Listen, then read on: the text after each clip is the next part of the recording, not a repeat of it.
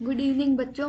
आज की क्लास में हम की पॉइंट स्टडी करेंगे। तो बच्चों फर्स्ट की पॉइंट है मेनिंजाइटिस। मेनिंजाइटिस क्या है? मेनिंजाइटिस है इन्फ्लेमेशन ऑफ मेनिंजिस। अब ये मेनिंजिस क्या है?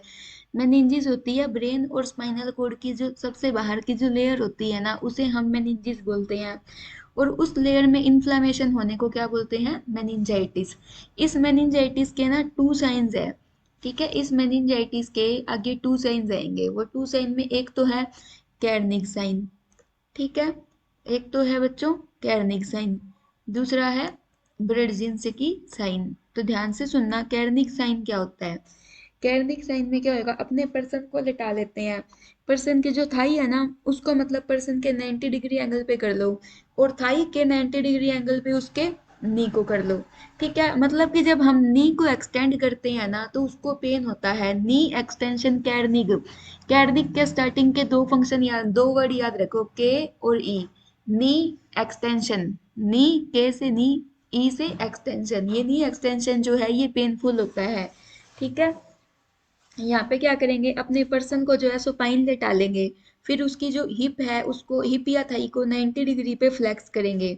ठीक है, और उस 90 डिग्री पे फ्लेक्स करेंगे। उस हिप को 90 डिग्री पे फ्लेक्स करने पे अगर अपने उसका नी एक्सटेंड करते हैं ना, उसका जो जो है घुटना, उसको अपने एक्सटेंड करते हैं, तो वो उसके लिए पेनफुल होता है। Knee extension is painful. Knee extension painful क्यों है? क्योंकि उसकी जो हार्मस्ट्रिंग मसल होती है ना, उसमें स्टिफनेस होती है। उसमें क्या होती है बच्चों? स्टिफनेस होती है। उस स्टिफनेस की वजह से वो अपने पैर को सीधा नहीं कर पाता है। ठीक है, कार्निक साइन सीधी सीधी बात इतनी है कि भाई जो हार्मस्ट्रिंग मसल है, हार्मस्ट्रिंग मसल बच्चों, जो मान के जो मसल अपनी बच्चों घुटने का जो, घुटने की जो बैक साइड है, वहां पे जो मसल है ना, उस मसल को हम क्या बोलते हैं? हार्मस्ट्रिंग मसल बोलते हैं। घुटने की जो बैक साइड है, घुटने की जो बैक साइड है उसमें जो मसल है ना, उसको हम हार्मस्ट्रिंग मसल बोलते हैं, हार्मस्ट्रिंग्स मसल। और ये हार्मस्ट्रिंग मसल बच्चों अगर स्टिफ हो गई है, घुटने की जो बैक साइड है, तो जब अपने घुटने को स्ट्रेट करेंगे ना, तो उसको पेन होगा। अगर फ्लेक्स है तो नहीं होएगा, अगर स्ट्रेट करेंगे तो पेन होएगा। ठीक है, तो बच्चों यहाँ पे बता रखा है स्टिफनेस होती है हार्मस्ट्रिंग मसल की, जिससे क्या होएगा, वो उसकी इनएबिलिटी होती है, वो एबल नहीं होता है कि वो अपने लेग को स्ट्रेट कर सके जब उसका हिप फ्लेक्स है 90 डिग्री पे। ये है बच्चों कैर्निक साइन। मैंने आपको ग्रुप में पिक भी भेज दी है। आई होप कि आपको बहुत अच्छे से समझ में आ गया होगा। नेक्स्ट है ब्रेड जीन्स की साइन। नेक्स्ट क्या है बच्चों? नेक्स्ट है ब्रेड जीन्स की साइन है। अब बच्चों बात आती है कि भाई ब्रेड जीन्स की साइन क्या होती है? ब्रेड जीन्स की साइन होता है कि अगर अपने पर्सन की नेक को फ्लेक्स करते हैं ना, अगर हम उसकी नेक को फ्लेक्स करते हैं तो उसका नी फ्लेक्स हो जाते हैं। अगर हम पर्सन की नेक को फ्लेक्स करते हैं तो उसका नी फ्लेक्स हो जाता है। ठीक है, ये देखो, neck flexion leads to knee flexion. उसकी गर्दन को अगर अपने फ्लेक्स करेंगे तो उसके नीज भी साथ साथ में फ्लेक्स हो जाएंगे। ये है बच्चों ब्रेड जीन्स की साइन है। जब हम नेक को फोर्सली फ्लेक्स करेंगे तो उससे क्या होगा, हिप्स उसके फ्लेक्स होंगे। हिप्स या फिर नीज, हिप्स भी फ्लेक्स होते हैं और नीज भी फ्लेक्स होते हैं, दोनों ही होते हैं, कोई दिक्कत वाली बात नहीं है। ठीक है, ये है ब्रेडजिन्स की साइन। तो बच्चों आप मेरे को एक बार ये बताओ, क्या आपको कैर्निक साइन और ब्रेडजिन्स की साइन जो है वो आपको समझ में आया है? गुड इवनिंग, गुड आफ्टरनून बच्चों। बताओ, क्या आपको कैर्निक साइन और ब्रेडजिन्स की साइन समझ आया है? देखो, कैर्निक में तो नी एक्सटेंशन पेनफुल होता है। क्यों होती है? क्योंकि हार्मस्ट्रिंग मसल स्टिफ होती है। हार्मस्ट्रिंग, हार्मस्ट्रिंग मसल जो बच्चों अपना घुटना है, घुटने के बैक साइड में ये प्रेजेंट होती है। अगर ये फ्लेक्स रहे तब तो पेन नहीं होता, अगर इसको एक्सटेंड कर दे तो पेन होता है। तो पर्सन जो है वो स्ट्रेट लेग नहीं कर पाता है, लेग को एक्सटेंड नहीं कर पाता है। ग्रुप में पिक भी भेज दी बच्चों, देख ली होगी आप सबने, बताओ देख ली थी?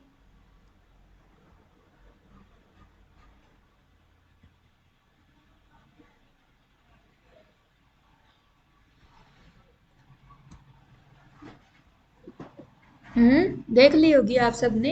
ये आपका क्लियर हो गया। ठीक है एकदम।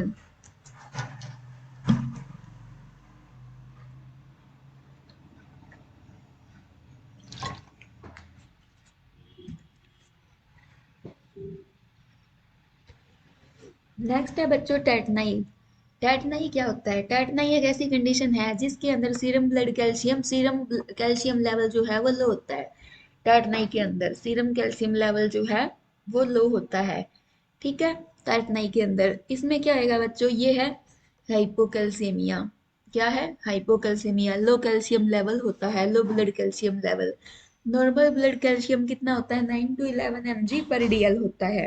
ठीक है। और जब बच्चों ब्लड कैल्शियम लेवल कम होता है ना, तो हमें दो साइन देखने को मिलते हैं। क्या देखने को मिलते हैं, दो साइन देखने को मिलते हैं जो पॉजिटिव आते हैं, ट्राउजियो साइन और चुओस्टिक साइन। तो बच्चों ध्यान से सुनना, ट्राउजियो क्या है और चुओस्टिक क्या है। ये बच्चों मैं आपको बताती हूँ। जो ट्राउजियो साइन होता है ना, आप क्या कर रहे हो, किसी पर्सन का बीपी चेक कर रहे हो। ठीक है, जितना उसका नॉर्मल बीपी है, उस नॉर्मल बीपी से मान के चलो आपने बढ़ाया है, नॉर्मल बीपी से 20 mmHg अगर आप इंक्रीज करते हो ना नॉर्मल बीपी से, तो क्या होगा, पर्सन का जो हाथ है ना, वो उसका हाथ मुड़ जाएगा। ठीक है, बच्चे का हाथ जो है ना मुड़ जाएगा। ठीक है, जैसे मतलब मान के चलो ऐसे अपने उल्टा हाथ कर लेते हैं ना, ऐसे उल्टे हाथ करके अपने किसी से कुछ मांगते हैं कि भाई ये चीज दे दे वरना तेरे ये हो जाएगा वो हो जाएगा। होता है ना ऐसा, होता है। जो मतलब हरियाणवी लोग हैं, बागड़ी लोग हैं, उनको तो पता भी होगा, ऐसे ही एक मजाक होता है। ठीक है, आपको इसकी इमेज भी भेज दूंगी भी। जब अपने पर्सन का जितना नॉर्मल बीपी है, ट्राउजियो साइन तब हमें पता लगता है जब हम पर्सन का बीपी चेक करते हैं। हमने क्या किया, बीपी कफ को इन्फ्लेट किया, जितना उसका नॉर्मल बीपी था उससे 20 mmHg ज्यादा। इन्फ्लेट करने से क्या होगा, उसका हाथ मुड़ जाएगा। ठीक है, हाथ उसका मुड़ जाएगा ट्राउजियो साइन में, सीधी सीधी बात है, इतनी है। और चोस्टिक साइन में क्या होगा, जब हम उसके फेस पे टैप करेंगे ना, मतलब कि ये जो अपना पिन्ना है, पिन्ना के आगे वाला जो पार्ट है, अगर हम उसमें टैप करेंगे, उस पार्ट पे अगर हम टैप करेंगे, तो जो अपनी जो लिप वाली लाइन है ना, लिप वाली लाइन उसी साइड आने लग जाती है जिस साइड हम टैप करते हैं। ये है बच्चों चोस्टिक साइन। ठीक है, ट्राउजियो साइन और चोस्टिक साइन भी बहुत ईजी है, आई होप कि आपको समझ में आ गए होंगे। ठीक है, तो बच्चों च्वास्टिक साइन और ट्राउजियो साइन आपको क्लियर हुआ, तो मेरे को एक बार बच्चों चोस्टिक साइन बता दो क्या है।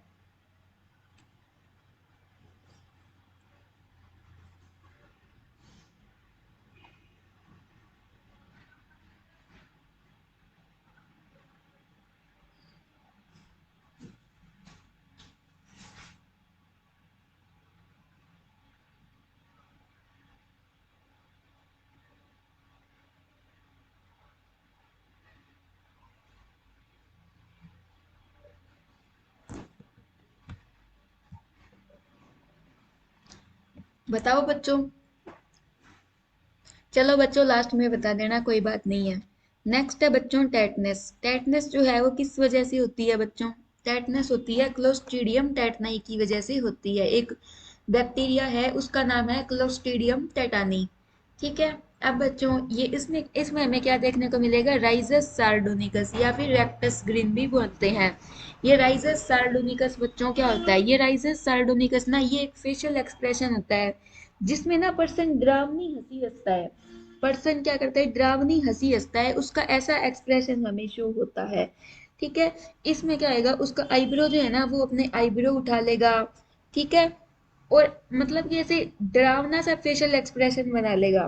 ठीक है, इसे हम क्या बोलते हैं, राइजस सार्डोनिकस। ऐसे डरावनी हंसी हंसेगा, आप ये लगा लो। ठीक है, इसके बाद और ये बच्चों राइजस सार्डोनिकस जो है ना, और इसमें क्या, ये ऐसा क्यों होता है बच्चों, अपने आईब्रो उठा लेगा और अपनी ऐसे मतलब कि ऐसे जाड़ नहीं भींचते हैं अपने, ऐसे गुस्से के अंदर आके जाड़ भींचते हैं। ठीक है, वो अपनी फेशियल मसल को स्पाजम कर लेगा। यहाँ पे क्या होगा, फेशियल मसल का स्पाजम होगा। साथ में पर्सन है ना ग्रीनिंग अपीयर करेगा। ग्रीनिंग का मतलब जैसे अपने दांत नहीं अपने ऐसे आपस में बजाते हैं, जो ऐसे समझ रहे हो आप, जाड़ भींचते हैं आप, वो लगा लो। ठीक है, वैसे कुछ अपीयर होता है इसके राइजस सार्डोनिकस के अंदर। ठीक है, ये आपको अच्छे से समझ में आ गया है। उसके बाद में बच्चों नेक्स्ट है, आपको टेटनस भी समझ में आ गया। उसके बाद में नेक्स्ट है पेनक्रिएटाइटिस। पेनक्रिएटाइटिस क्या होता है, पेनक्रिएटाइटिस होता है बच्चों इन्फ्लामेशन ऑफ पेनक्रियाज। क्या होता है, इन्फ्लामेशन ऑफ पेनक्रियाज। ठीक है, अब है बच्चों कुलन साइन। पेनक्रिएटाइटिस में कौन से साइन देखने को मिलते हैं, कुलन साइन देखने को मिलेगा। ठीक है, एक हमें देखने को मिलता है ग्रे टर्नर साइन। ठीक है। अब बच्चों कुलन साइन क्या होता है? कुलन साइन होता है जो अपनी अम्लाइकस है ना, अम्लाइकस के एकदम पास में, आस पास में नील जम जाना, एकाइमोसिस ऑफ अम्लाइकस, जो अम्लाइकस है उसके अंदर एकाइमोसिस होना। नेक्स्ट है ग्रेट एकाइमोसिस, यानी बच्चों नील जमना, ये लगा लो, अब जैसे नील नहीं पड़ जाती है, कुछ वही हो जाता है। कुलन साइन होता है बच्चों bluish discoloration of skin around umbilicus, जो अम्लाइकस के आसपास के जो स्किन है ना बच्चों, वो कैसी हो जाती है? नीली हो जाती है। वो नीली क्यों होती है बच्चों? क्योंकि पेनक्रियास से ब्लीडिंग होती है। रियलिटी तो ये है, उस वजह से बच्चों कुलन साइन अपीयर होता है। ठीक है। इसके बाद में है बच्चों एक ग्रे टर्नर साइन। कौन सा साइन है? Grey Turner sign.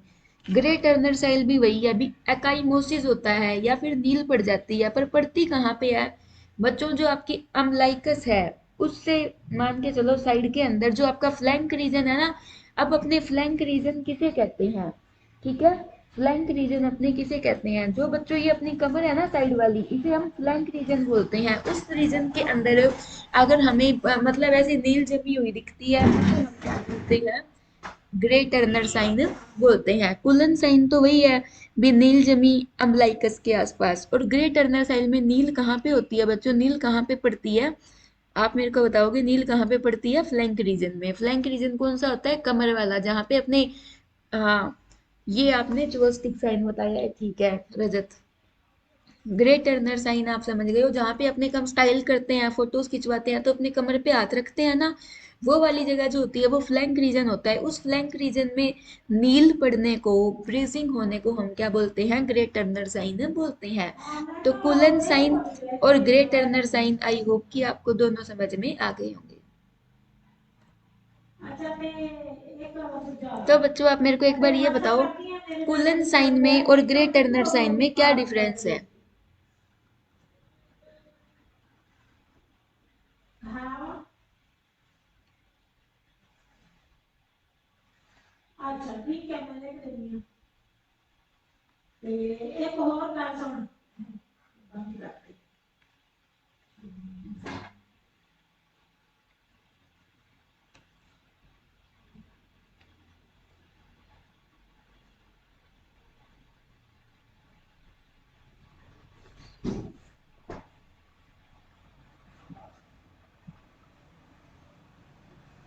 बच्चों बोलो, कुछ तो रिप्लाई करो, समझ तो आ रहा है ना? रिप्लाई करो बच्चों।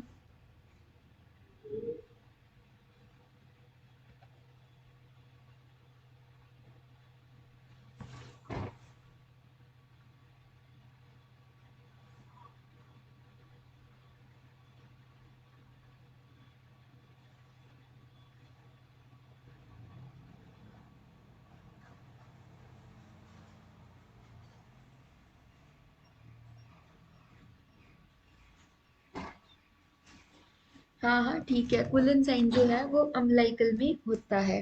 ठीक है बच्चों। अब अपने बात करेंगे बच्चों पाइलोरिक स्टेनोसिस। पाइलोरिक स्टेनोसिस में पता है क्या होता है आपको? पाइलोरिक स्टेनोसिस पता है? जीआईटी पढ़ा था? मैं नहीं पढ़ाया था आपको आखिरी बार, शायद, है ना? नहीं, मैंने तो शायद, हाँ मैं नहीं करवाया था, ठीक है। पाइलोरिक, बच्चों पाइलोरिस स्टमक का एक पार्ट होता है। और स्टेनो स्टमक का जो लोअर पार्ट होता है ना, स्टमक के तीन पार्ट होते हैं, फंडस, बॉडी और पाइलोरस। जो लोअर मोस्ट पार्ट होता है स्टमक का, उसको हम पाइलोरस बोलते हैं। पाइलोरस के साथ साथ हम उसको एंट्रम भी बोल देते हैं। क्या बोल देते हैं? हम उसको एंट्रम भी बोल देते हैं उस पार्ट को। ठीक है। और बच्चों उस पार्ट के अंदर नैरोइंग आने को, मतलब अगर वो पार्ट की जो, मतलब जो उस पार्ट का जो, समझ रहे हो आप, जो ब्लैंक पार्ट है, जो खाली वाला जो उसके बीच में पार्ट है, अगर उसमें नैरोइंग हो जाए, ठीक है, उसे हम क्या बोलेंगे? उसकी जो कैविटी है, अगर वो कैविटी नैरो हो जाए तो उसे हम क्या बोलेंगे? पाइलोरिक स्टेनोसिस बोलेंगे। ठीक है। तो बच्चों, जिन बच्चों को पाइलोरिक स्टेनोसिस होता है ना, उन बच्चों के अंदर हमें ऐसे ना एक नॉन टेंडर सा, नॉन टेंडर का मतलब होता है बच्चों जिसको हाथ लगाने पे दर्द नहीं होता है, नॉन टेंडर सा मास फील होता है। ठीक है। जो 1 से 2 सेंटीमीटर का होता है और वो ऐसे ओलिव की जैसा फील होता है। ओलिव किसको बोलते हैं बच्चों? शायद बादाम को बोलते हैं। कुछ वैसा फील होता है, ठीक है। और ओलिव लाइक मास सीन किस में होता है, पाइलोरिक स्टेनोसिस में होते हैं। और ये ओलिव लाइक मास कहाँ पे देखने को मिलता है, राइट अपर क्वाड्रेंट में देखने को मिलता है। ये ओलिव लाइक मास जो है ये कहाँ पे देखने को मिलता है, तो ये देखने को मिलता है जी राइट अपर क्वाड्रेंट के अंदर देखने को मिलता है ओलिव लाइक मास, ठीक है। और ये बच्चों जितने भी बच्चे पाइलोरिक स्टेनोसिस से सफर कर रहे हैं उनमें से 60 से 80% बच्चों को पाइलोरिक स्टेनोसिस देख जिन जिन बच्चों को पाइलोरिक स्टेनोसिस है उनमें से 60 से 80% बच्चों को ओलिव लाइक मास जो है वो देखने को मिलेगा, ठीक है। तो बच्चों क्या आपको ये समझ में आया।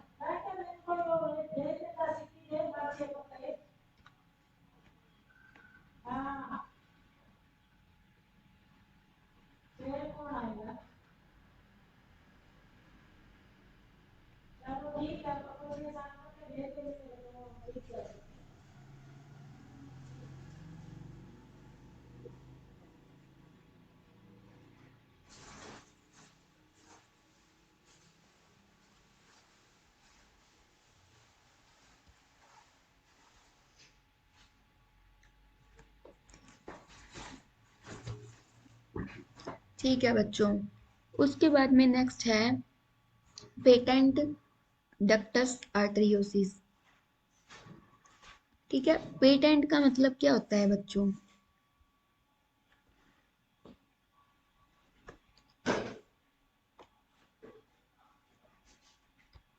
पेटेंट का मतलब होता है रह जाना। किसका रह जाना, डक्टस आर्टरियोसिस का रह जाना। पेटेंट का मतलब होता है कुछ रिमेनिंग रह जाना, ठीक है।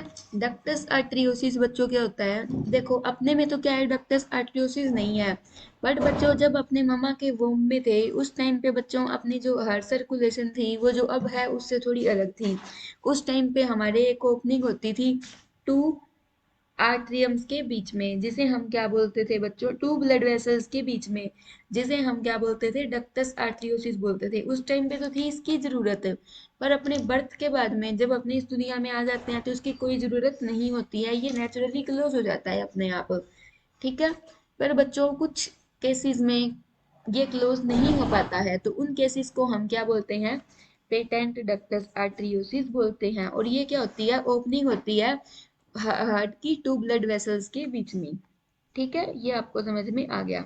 और इस पेटेंट डक्टस आर्टरियोसिस में बच्चों क्या होता है, हमें ना ऐसे वॉशिंग मशीन लाइक साउंड देखने को मिलती है। कुछ बात कब हुई है, अब तो 12-13 दिन हो गए उनका बना है या नहीं बना, मैडम याद नहीं। आज तो उनकी रस्म पकड़ी थी। हाँ थी। फोन किया है मैडम, उसने उठाया नहीं, 30 अक्टूबर। 30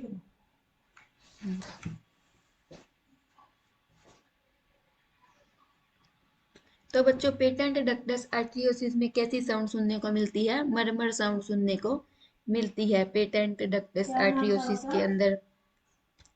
वीरपाल नाम था मैम, और नहीं पता।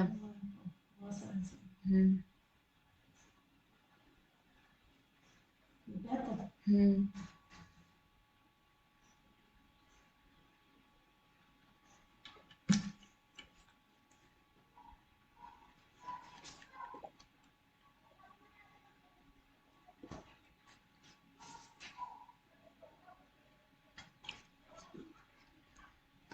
ये लिखी हुई इसकी सारी डिटेल बस।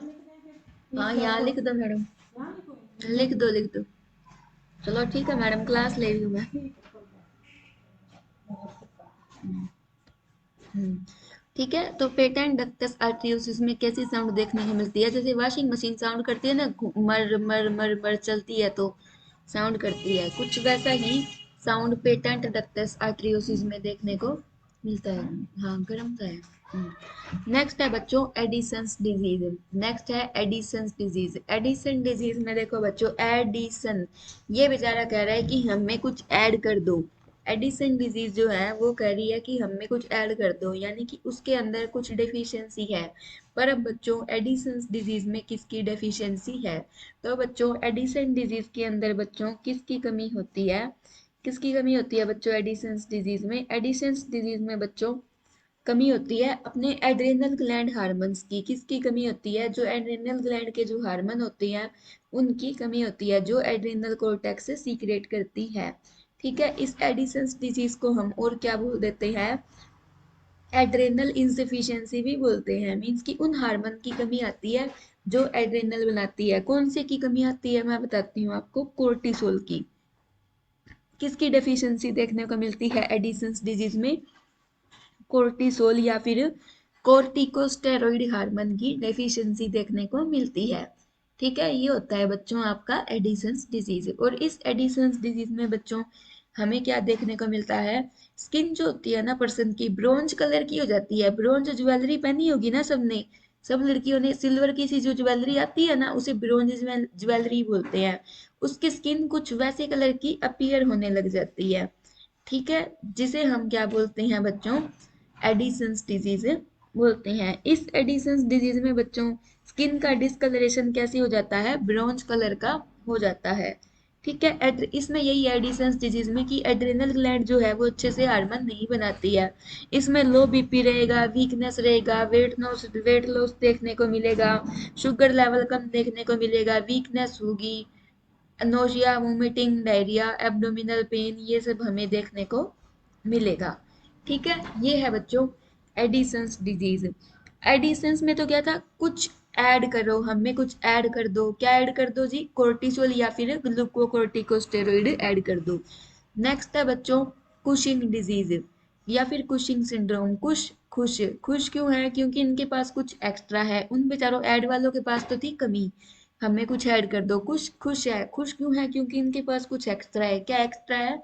इनके पास कोर्टिसोल लेवल एक्स्ट्रा है। एक्स्ट्रा ग्लूकोकोर्टिकोस्टेरॉइड्स है। क्या है बच्चों? एक्स्ट्रा ग्लूकोकोर्टिकोस्टेरॉइड्स प्रेजेंट होते हैं कुशिंग सिंड्रोम के अंदर। ठीक है, तो बच्चों आपको बताती हूँ, जो कुशिंग सिंड्रोम होता है इसमें excess level of adrenal gland hormones होता है। ठीक है, और इसमें बच्चों क्या होता है ना, कुशिंग डिजीज में खुश है तो इनका मुंह कैसे होता है? चांद जैसा होता है। चांद जैसा मुखड़ा है, चांद वाला मुखड़ा होता है इनका। ठीक है, मून लाइक इनका फेस होता है। ठीक है, और इनके ना बफेलो हम्प भी होता है।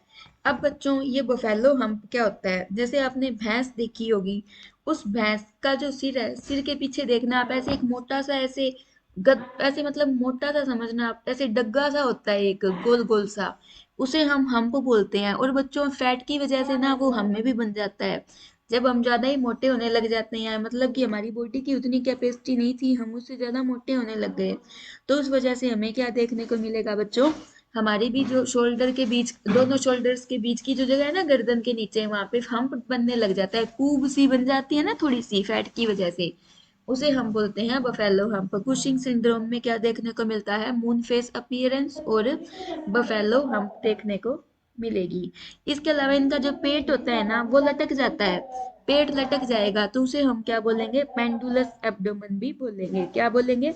पेंडुलस एब्डोमेन भी बोलेंगे। और इनके जो हाथ और पैर होते हैं वो पतले पतले हो जाते हैं, इनके बाल पतले हो जाएंगे, इनका मुंह जो है वो गोल गोल बन जाएगा चांद जैसा, रेड चिक्स दिखेंगे उनके, स्किन उनकी थिन हो जाएगी। क्या हो जाएगी? थिन स्किन इनकी अपीयर होगी। ठीक है, क्या होगा इनका? थिन स्किन जो है इनकी अपीयर होगी कुशिंग सिंड्रोम के अंदर। उसके बाद में नेक्स्ट है बच्चों ग्रेव्स डिजीज। ठीक है, अब बच्चों बात आती है ग्रेव्स डिजीज की। आपको मैंने एडिसन्स डिजीज भी बता दिया, कुशिंग सिंड्रोम भी बता दिया।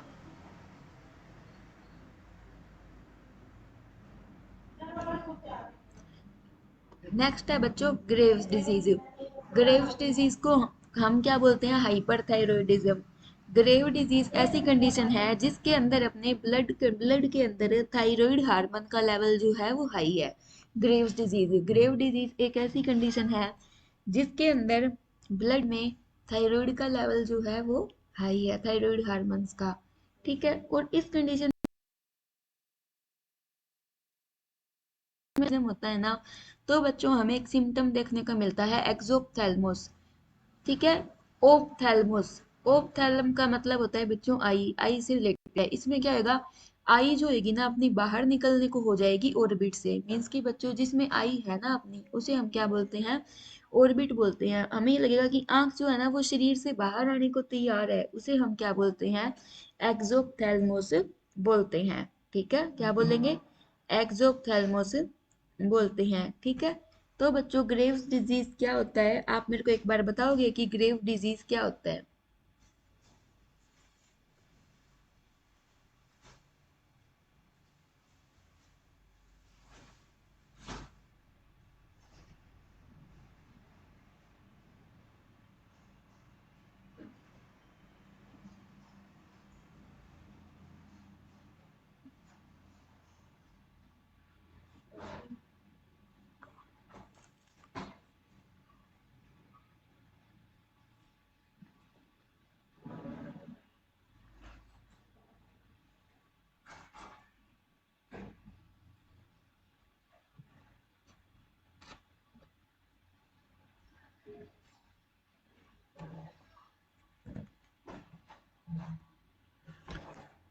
हाँ जी स्नेहा, स्नेहा आपने सही जवाब दिया। ठीक है बच्चों, सुनो मेरी बात, नेक्स्ट है इंटूसिसेप्शन। इंटूसिसेप्शन में बच्चों क्या होता है, जो आपकी इंटेस्टाइन जो होती है ना वो खुद के अंदर ही टेलीस्कोप कर लेती है, मीन्स कि इंटेस्टाइन का एक पार्ट दूसरे पार्ट में घुस जाएगा। इंटेस्टाइन का एक पार्ट जो है वो दूसरे पार्ट में घुस जाएगा, और मतलब कि पार्ट को क्या कर देगा, इंटेस्टाइन को क्या कर देगा, ऑब्स्ट्रक्टेड कर देगा। ठीक है, इंटेस्टाइन को ऑब्स्ट्रक्टेड कर देगा। ठीक है, इंटेस्टाइन का वन पार्ट जो है वो स्लाइड कर जाता है अनदर पार्ट में, इसीलिए हम इसे और क्या बोलते हैं, टेलीस्कोपिंग ऑफ इंटेस्टाइन भी बोलते हैं। क्या बोलते हैं, टेलीस्कोपिंग ऑफ इंटेस्टाइन। ठीक है, ये भी बोलते हैं हम इसे। और इसमें कैसा मास अपीयर होता है, एब्डोमेन को टच करने पे बच्चों कैसा मास अपीयर होता है, साउजेज शेप मास अपीयर होता है। कैसा मास अपीयर होता है, साउजेज शेप मास जो है वो अपीयर होता है। साउजेज शेप बच्चों कैसी होती है, छोटे थे तो माइटोकॉन्ड्रिया का स्ट्रक्चर पढ़ते थे, उस माइटोकॉन्ड्रिया की शेप याद है आपको, साउजेज शेप बच्चों जैसे राजमा की जो शेप है ना वैसी शेप होती है। ठीक है, आप ये लगा लो कुछ वैसी शेप का मास जो है हमें फील होता है, जिसे हम क्या बोलते हैं, साउजेज शेप मास बोलते हैं।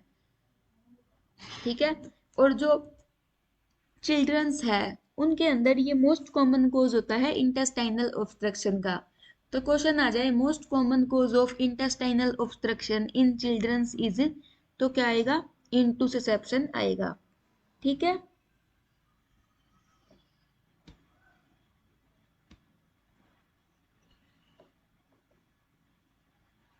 उसके बाद में नेक्स्ट है बच्चों, उसके बाद में बच्चों नेक्स्ट है मल्टीपल स्क्लेरोसिस। अब बच्चों मल्टीपल स्क्लेरोसिस क्या है, मल्टीपल स्क्लेरोसिस जो है ये एक नर्वस सिस्टम की डिजीज है। ठीक है, नर्वस सिस्टम की डिजीज है। उसके अंदर बच्चों क्या होता है, नर्वस सिस्टम की, इस नर्वस सिस्टम की डिजीज में जो नर्व के बाहर जो प्रोटेक्टिव कवरिंग होती है ना, नर्व के बाहर जो प्रोटेक्टिव कवरिंग होती है वो रिमूव होनी स्टार्ट हो जाती है, जिसे हम क्या बोलते हैं, मल्टीपल स्क्लेरोसिस बोलते हैं। ठीक है, इसमें बच्चों इस कंडीशन में क्या होएगा, मल्टीपल स्क्लेरोसिस के अंदर जो ये एक लॉन्ग लास्टिंग और क्रोनिक डिजीज होती है। ठीक है, ये मल्टीपल स्क्लेरोसिस जो है बच्चों, मल्टीपल स्क्लेरोसिस में क्या आएगा ना, जो आपका सेंट्रल नर्वस, एक होता है पेरिफेरल नर्वस सिस्टम। ठीक है, एक क्या होगा, पेरिफेरल नर्वस सिस्टम, एक होता है सेंट्रल नर्वस सिस्टम। तो बच्चों अगर जो अपना सेंट्रल नर्वस सिस्टम है, सेंट्रल नर्वस सिस्टम की जो माइलिन शीथ है, वो माइलिन शीथ क्या होने लग गई है, खुद से रिमूव होने लग गई है, तो वो उस कंडीशन को हम क्या बोलेंगे, मल्टीपल स्क्लेरोसिस बोलेंगे। भी मल्टीपल स्क्लेरोसिस एक ऐसी कंडीशन है जिस कंडीशन में सेंट्रल नर्वस सिस्टम की जो कवरिंग है माइलिन शीथ से, वो कवरिंग रिमूव होती है। ठीक है, ये लॉन्ग लास्टिंग और क्रोनिक डिजीज होती है सेंट्रल नर्वस सिस्टम की। ये एक ऑटो इम्यून डिसऑर्डर है जिसमें अपना इम्यून सिस्टम गलती से अपने खुद को ही अटैक कर देता है। ठीक है, इस कंडीशन में बच्चों हमें एक ट्रायड देखने को मिलेगा। क्या ट्रायड देखने को मिलेगा, चारकोट स्ट्राइड देखने को मिलेगा। एक तो है डिसआर्थ्रिया, मतलब कि जो मूवमेंट है ना वो इनप्रॉपर होगी क्योंकि पर्सन का खुद पे कंट्रोल नहीं रहता है। फिर एक है इंटेंशनल ट्रेमर। क्या होगा? इंटेंशनल ट्रेमर मीन्स कि उसका जो जैसे ट्रेमर्स होंगे उसको एवरी टाइम, क्या होंगे उसको? एवरी टाइम बच्चों इसको ना ट्रेमर्स होंगे, मीन्स कि कांपता रहेगा। क्या रहेगा? हमेशा कांपता रहेगा, जिसे हम क्या बोलते हैं बच्चों? इंटेंशनल ट्रेमर्स बोलते हैं। ठीक है, ध्यान से सुनना। एक है इसके बारे में, एक है निस्टैगमस। क्या है? निस्टैगमस। निस्टैगमस का होता है मतलब बच्चों ऐसे जल्दी जल्दी आंख झपकाना, जल्दी जल्दी आंख झपकाना मीन्स कि इनवॉलेंट्री, इनवॉलेंट्री होता है, इनवॉलेंट्री आई मूवमेंट्स होते हैं। क्या होगा? इनवॉलेंट्री आई मूवमेंट्स होंगे। ऐसा क्यों हुआ है बच्चों? ये इनवॉलेंट्री आई मूवमेंट्स क्यों होते हैं? क्योंकि बच्चों जो आई नर्व जो होती है ना, जो आई नर्व जो होती है उस आई नर्व के ऊपर की जो माइलिन शीथ होती है वो माइलिन शीथ रिमूव हो जाती है, इस वजह से निस्टैगमस होता है। ठीक है, इंटेंशनल ट्रेमर्स। ये इंटेंशन ट्रेमर्स क्यों हुए हैं बच्चों? क्योंकि जो मोटर पाथवे है आपका, motor pathway, sensory pathway, central nervous system में मैंने आपको ये करवाए थे, ये जो पाथवे है ना उनके ऊपर प्लेक्स बन जाते हैं, प्लेक्स। उसकी वजह और क्या हो जाएगा, इनके ऊपर से भी, पाथवे के ऊपर से भी जो माइलिन शीथ है वो रिमूव होनी स्टार्ट हो जाती है। तो बच्चों इंटेंशन ट्रेमर। और डिसआर्थरिया होता है, डिसआर्थरिया। डिसआर्थरिया का मतलब है बच्चों, ध्यान से सुनना, इनकी जो मतलब जो इनका जो बोलना है ना वो अनक्लियर होएगा। क्या बोलेंगे कुछ समझ ही नहीं आएगा इन्हें, मतलब इनका जो बोलना है ना ये कैसे बोलेंगे? ठीक है, काम कर लेंगे बच्चों, धीरे धीरे बोलेंगे, स्लो स्पीच हो जाएगी, इनकी स्पीच इनकी स्लो हो जाएगी। ठीक है, और इसमें बच्चों ब्रेन स्टेम अफेक्टेड होता है, उस वजह से अनक्लियर स्पीच होती है। समझ नहीं आएगा कि ये क्या बोल रही हैं, किसी को भी नहीं समझ आएगा, पर जो इनके साथ दिन रात रहता है उसे चाहे समझ आ जाए, आपको मेरे को तो नहीं आएगा। ठीक है, इन ये बच्चों इनको खाने में और बात करने में भी दिक्कत होती है, कुछ निगलने में भी दिक्कत होती है। ठीक है, ये आपको समझ में आ गया है अच्छे से। तो बच्चों चारकोट ट्राइड में तीन चीजें आती है। कौन सी? निस्टैगमस आएगा, अभी इनवॉलंटरी आई मूवमेंट्स क्योंकि आई नर्व का डीमाइलिनेशन हुआ, ऑप्टिक नर्व का इंटेंशन ट्रेमर बच्चों, मोटर पाथवे अफेक्टेड हुआ, डिसाथरिया, ब्रेन स्टेम का भी डीमाइलिनेशन यानी कि माइलिन शीथ रिमूव हो गई है। ये है बच्चों मल्टीपल स्क्लेरोसिस। ठीक है,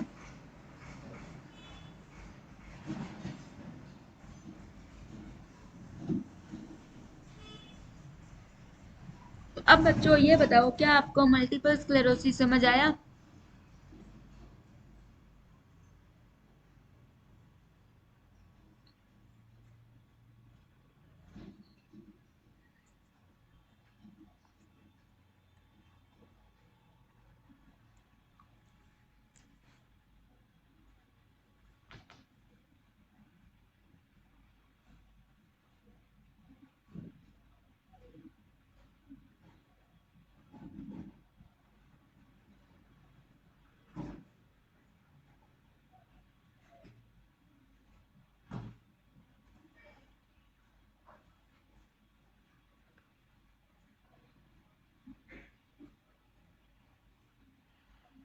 ओके, तो बच्चों आप मेरे को एक बार ये बताओगे कि मल्टीपल स्क्लेरोसिस में कौन से तीन सिम्टम्स थे?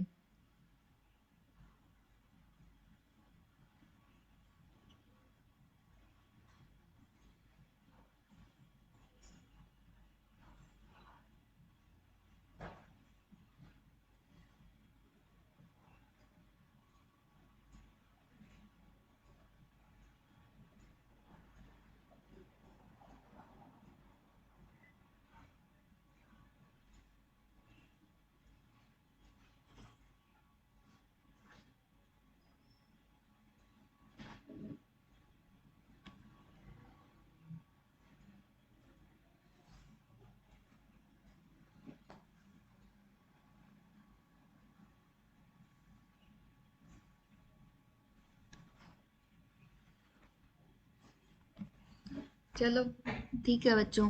अब नेक्स्ट है बच्चों मियास्थेनिया ग्रेविस। मियास्थेनिया ग्रेविस में बच्चों क्या होता है, ये ना न्यूरोमस्कुलर डिजीज है, न्यूरोमस्कुलर डिजीज है। इस मियास्थेनिया ग्रेविस में बच्चों जो मसल्स अपने वॉलंटरी कंट्रोल में होती है, क्या होएगी, जो मसल्स अपने वॉलंटरी कंट्रोल में होती है। हाँ, निस्टागमस, इंटेंशन ट्रेमर, एक और था वो भी आप मेरे को बता दोगे, डिसार्थरिया था। ठीक है। मिस्थेनिया ग्रेविस में बच्चों क्या होता है, मिस्थेनिया ग्रेविस में जो आपकी वॉलंटरी मसल्स है ना, वो वीक हो जाती है, इतनी वीक हो जाएगी भी आप खुद से खुद का काम नहीं कर पाओगे मिस्थेनिया ग्रेविस के अंदर। ठीक है। इसमें क्या होता है, डिसेंडिंग मसल वीकनेस होती है, भी जो अपनी मसल वीकनेस है ना वो अपर से लोअर जाती है। ये पहले तो अपनी ऊपर की बॉडी से स्टार्ट होगी, फिर धीरे धीरे पैरों तक जाएगी। ठीक है। और इस मिस्थेनिया ग्रेविस में एक सिम्टम देखने को मिलता है ptosis, drooping of eyelids. Drooping of eyelids का मतलब है बच्चों, जैसे आप मान के चलो आप नींदों में होते हो तो आपकी आंखें, आधी आंखें बंद होती है ना, आपको नींदों में जगा लिया रात को किसी ने कि भाई बता तूने ये चीज कहाँ रखी थी, अब बता, तो आपकी आंखें आधी खुलेगी, जिसे हम क्या बोलते हैं, ड्रूपिंग ऑफ आईलिड्स बोलते हैं, टूसिस बोलते हैं, डिसेंडिंग मसल वीकनेस। ठीक है। यह बच्चों मिस्थेनिया ग्रेविस, मिस्थेनिया ग्रेविस में बच्चों क्या होता है, डिसेंडिंग मसल वीकनेस होती है, मीन्स की वीकनेस जो है वो लोअर बॉडी में कब आती है, लोअर बॉडी से पहले अपर बॉडी में आती है। किस में आती है, पहले अपर बॉडी में आएगी, अपर टू लोअर जाएगी वीकनेस। ठीक है। और बच्चों इसके अंदर और क्या होता है, पटोसिस होता है। पटोसिस का मतलब होता है जो अपनी आईज है ना उनको उनको क्या हो जाता है, ड्रूपिंग ऑफ आईलिड्स हो जाता है। ठीक है। ये आपको समझ में आ गया। इसके बाद में बच्चों नेक्स्ट है गिलियन बार सिंड्रोम। ठीक है। अब बच्चों बात करेंगे हम गिलियन बार सिंड्रोम। अब बच्चों ये गिलियन बार सिंड्रोम क्या होता है, गिलियन देखो बच्चों, आपको मैंने पहले एक करवाया था, पहले मैंने आपको एक अभी थोड़ी देर पहले क्या करवाया था, मल्टीपल स्क्लेरोसिस करवाया था ना मल्टीपल स्क्लेरोसिस। उसमें तो क्या था, माइलिन शीथ अफेक्ट हो रही थी, किसकी, सेंट्रल नर्वस सिस्टम की। माइलिन शीथ किसकी अफेक्ट हो रही थी, किसकी माइलिन शीथ में प्रॉब्लम थी, सेंट्रल नर्वस सिस्टम की। मल्टीपल स्क्लेरोसिस में, तो गिलियन बार सिंड्रोम में क्या होता है, माइलिन शीथ अफेक्टेड होती है, किसकी अफेक्टेड होती है बच्चों myelin sheath, peripheral nervous system की। किसकी अफेक्टेड होती है, पेरिफेरल नर्वस सिस्टम की माइलिन शीथ जो है वो अफेक्टेड होती है। ठीक है। और ये भी बच्चों एक ऑटोइम्यून डिजीज है, जैसे मल्टीपल स्क्लेरोसिस एक ऑटोइम्यून डिजीज थी, वैसे ये भी बच्चों एक ऑटोइम्यून डिजीज है। मींस कि बच्चों अपनी खुद की बॉडी खुद को ही अटैक कर देती है गिलियन बार सिंड्रोम के अंदर। ठीक है। ये एक रेयर डिसऑर्डर है जिसमें अपनी बॉडी का इम्यून सिस्टम अपनी नर्व्स को अटैक करता है और क्या करता है, पेरिफेरल नर्व्स को डैमेज कर देता है। गिलियन बार सिंड्रोम में, ठीक है, उसको ये डेथ वाला कारण देना, ठीक ठीक। और क्या कहते हैं वो देने आएगा अपने को गोलियां, माला की 100 गोली, और वो कह रहा है टीबी के पत्ते की गोली दे जाएगा, जब आप दे जाए उनके पास पड़ी होगी सर में।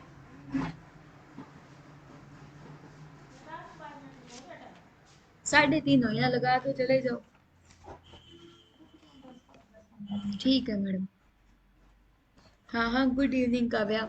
तो गिलियन बार्ट सिंड्रोम में बच्चों क्या होता है, असेंडिंग मसल वीकनेस होती है, क्या होती है, असेंडिंग मसल वीकनेस होती है। मींस की वीकनेस जो है ना वो लेग्स से स्टार्ट होती है, कहाँ से स्टार्ट होती है, लेग्स से स्टार्ट होती है, फिर लेग्स से आगे आगे मतलब कि लेग्स से ऊपर की साइड प्रोग्रेस करेगी। ठीक है। पेन हो सकता है, टिंगलिंग हो सकती है, नम्बनेस भी हो सकती है, इस चीज में कोई भी प्रॉब्लम नहीं है, ये सारे के सारे सिम्टम्स जो है वो देखने को मिलेंगे। उसके बाद में है डीप विन थ्रोम्बोसिस। अब बच्चों की ये जो डीप विन थ्रोम्बोसिस है, ये क्या होता है, डीप विन थ्रोम्बोसिस मीन्स कि बच्चों जो अपनी लोअर एक्सट्रीमिटीज है, उन लोअर एक्सट्रीमिटीज के अंदर क्या बन जाना बच्चों, थ्रोम्बस का बन जाना, जिसे हम क्या बोलते हैं, डीप विन थ्रोम्बोसिस बोलते हैं, कि जो हमारी लोअर एक्सट्रीमिटीज है उनके अंदर बच्चों थ्रोम्बस के फॉर्मेशन होने को हम क्या बोलते हैं, डीप विन थ्रोम्बोसिस बोलते हैं। इस डीप वेन थ्रोम्बोसिस की वजह से बच्चों हमें एक होमन साइन देखने को मिलता है। अब बच्चों की ये होमन साइन क्या होता है? ठीक है बच्चों, अब अपने बात करेंगे कि ये होमन साइन क्या होता है। ये होमन साइन हम किसके लिए करते हैं? डीप वेन थ्रोम्बोसिस के लिए करते हैं। इसको हम एक नाम और भी देते हैं इस होमन साइन को, डोर्सी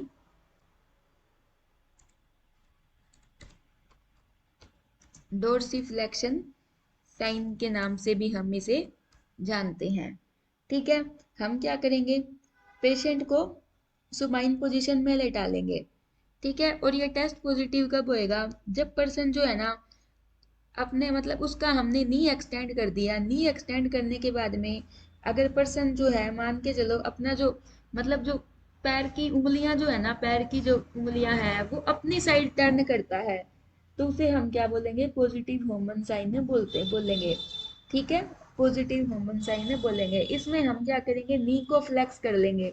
ठीक है, और हम कोशिश करेंगे, नी को हम फ्लेक्स कर लेंगे। नी को फ्लेक्स करने के बाद में जो उसकी पैर की उंगलियां है ना उसको हम पर्सन की साइड ही, पर्सन का जिस साइड मुंह है ना उसी साइड लेकर जाएंगे, तो उसको काफ मसल में पेन होगा। उसकी जो काफ मसल है उसमें पेन होगा, जिसे हम क्या बोलते हैं?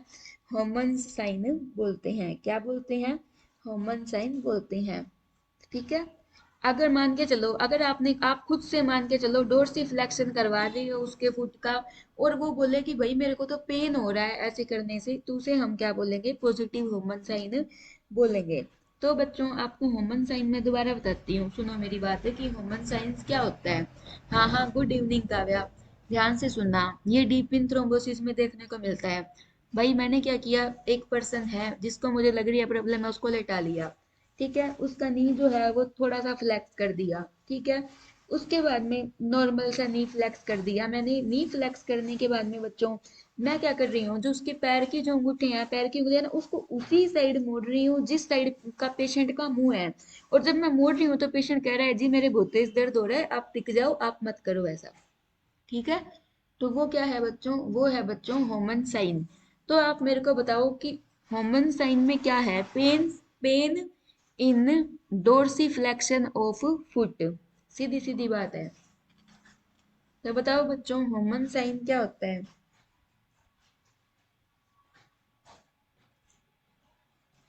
अब आप बताओ मेरे को होमन साइन क्या होता है?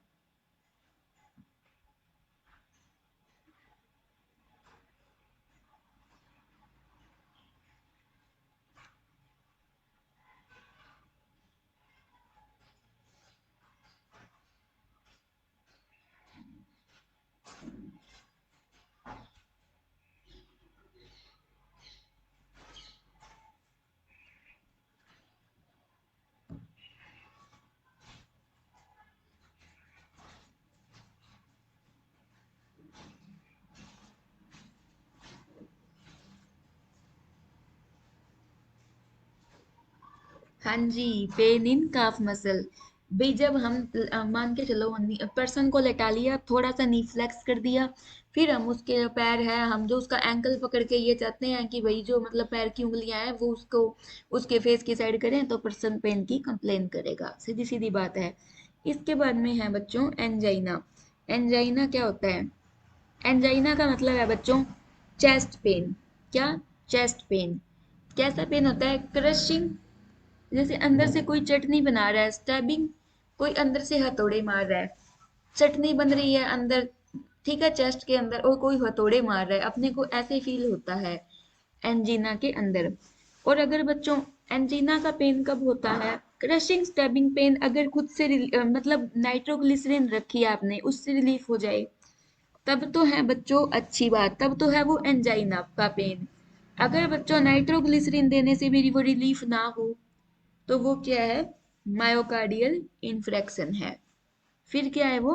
फिर है वो मायोकार्डियल इन्फ्रेक्शन। ठीक है, तो बच्चों एंजाइना, एंजाइना क्या होता है? क्रशिंग चेस्ट पेन होता है, जो क्रशिंग और स्टेबिंग पेन होता है।